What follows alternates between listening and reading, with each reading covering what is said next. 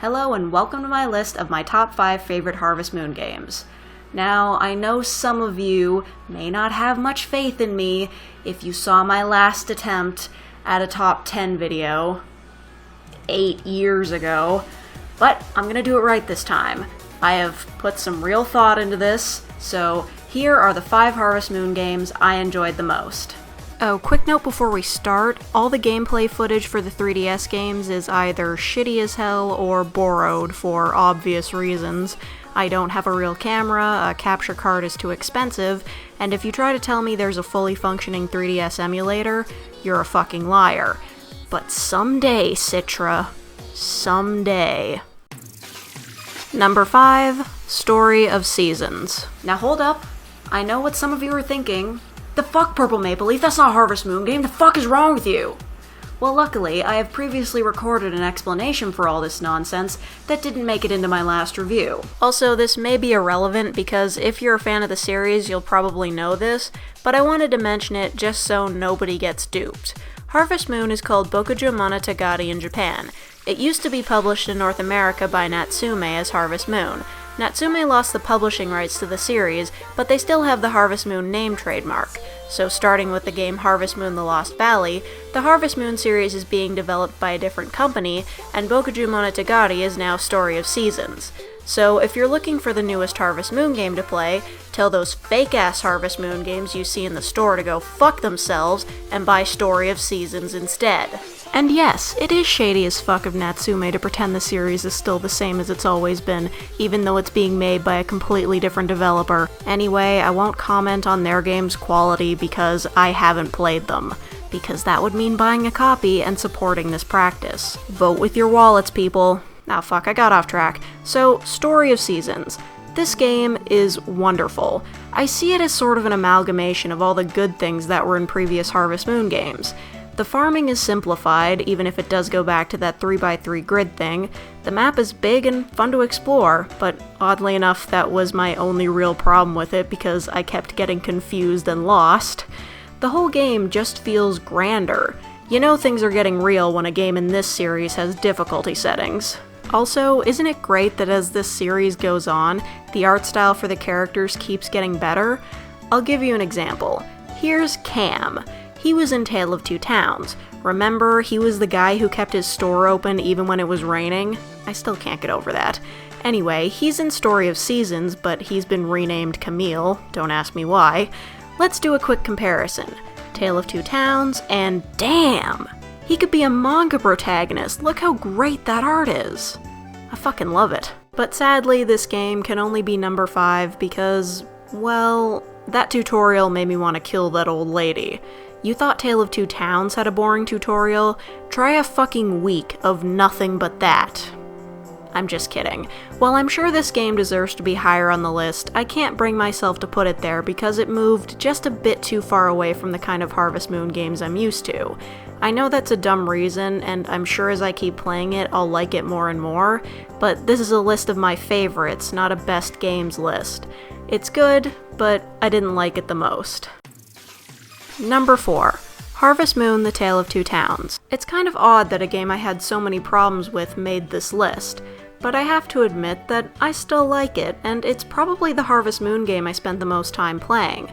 Yes, there's too many cooking festivals, and the shops closing on rainy days is bullshit, but there's still so many things I enjoyed. The choice to focus on one aspect of farming made the game much more fun for me, and being able to plant my crops in trenches to water them all at once was a great change. And let's be real, jumping around and exploring the mountain is a lot of fun. I especially liked looking for request items. Oh yeah, the request board was a great addition too. I mean, don't get me wrong, it's kind of stupid because even if you fail a request there's no real consequence for it, but it gives you a reason to go scavenging for items and often a nice reward for doing so. I like the characters a lot more in this game than in previous installments, mostly because there aren't too many faceless and completely pointless side characters. Except these guys. But they were innocent, Harvest bitch. You can't just attempt to murder people with falling debris just because they're being loud. No, I'm still not over that. Fuck the Harvest Goddess. But yeah, this game is my 4th favorite Harvest Moon game because while I enjoyed it a lot, it has issues. And so do I. Number 3. Harvest Moon Sunshine Islands. Did I give off the impression that I didn't like this game in my review of it? I feel like I did. The negative aspects of games always seem to take top priority with me. But I really do love this game. It's pretty much everything Island of Happiness should have been, even though now I can acknowledge that reusing the characters was pretty lazy. No, not quite that lazy, but still lazy. I mean, the later games like to hint that all the Harvest Moon games exist in the same universe, so which one of these games is canon? I'm off track again. This game really stepped everything up. Unlocking areas is a greater challenge than it was before, the map is way bigger, the harvest sprites aren't completely useless, and the controls are, usable. Thinking about it now, this game is really where I started to appreciate the Harvest Moon series. It was one of those games I'd hate to put down, so I ended up bringing it to school most days just so I could play it between classes. I remember I'd always rush around giving gifts to the characters so I could get sunstones faster, and visiting the mine was one of my favorite things to do in the game. It's by no means perfect, but I'll always have a soft spot for Sunshine Islands. Number 2. Harvest Moon Grand Bazaar. Yeah, I know, it's my second favorite even though I only started playing it a short time ago. Though the controls in this game make it awkward at times, I still can't hate it.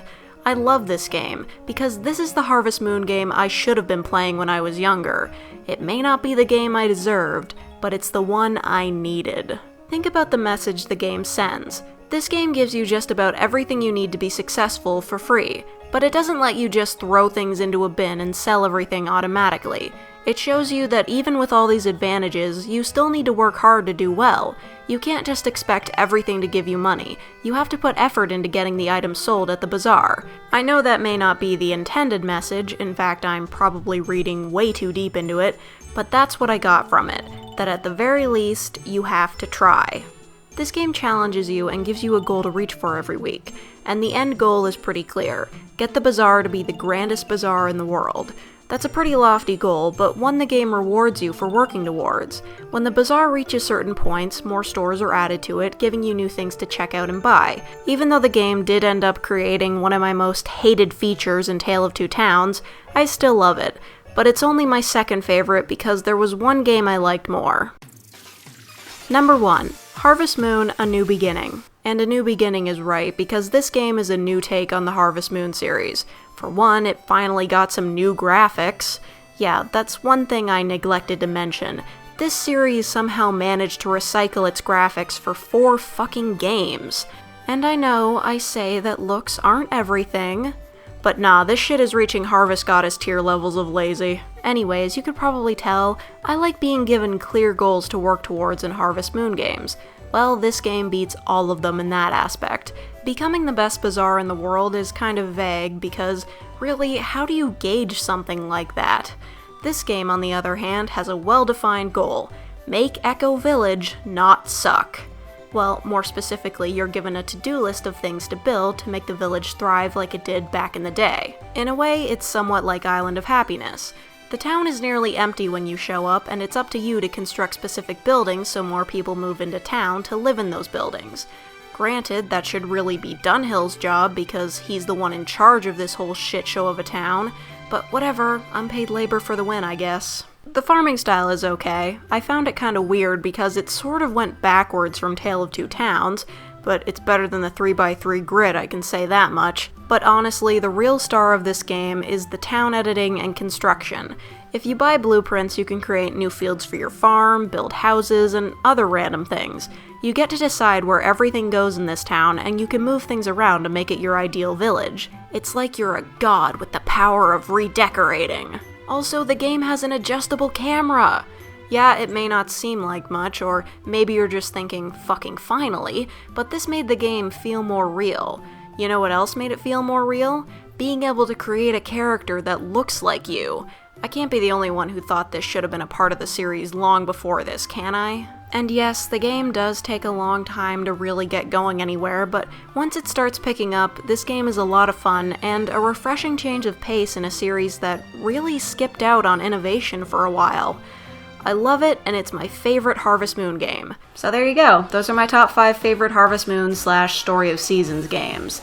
It actually was a challenge deciding which one was my favorite, but my favorite probably won't last forever. I'm sure in the future there'll be a Story of Seasons game that will totally outshine A New Beginning and become my favorite. Or maybe it'll be an older Harvest Moon game I haven't played yet. But until then, I'll stick to my list. So, it's been a pretty good summer, hasn't it? I've gotten better at putting reviews together. I even managed to post a video once a week for a little while. But summer can't last forever, and as much as I'd like to keep making reviews as often as possible, it can't happen. I gotta go back to school and learn shit. Again. This doesn't mean the reviews are cancelled, they're just gonna take a little longer. Just like last year. And next year. So, if you're willing to wait for a little bit, subscribe, and the next review will be posted sometime. I promise. And thanks for watching. We'll see you next time.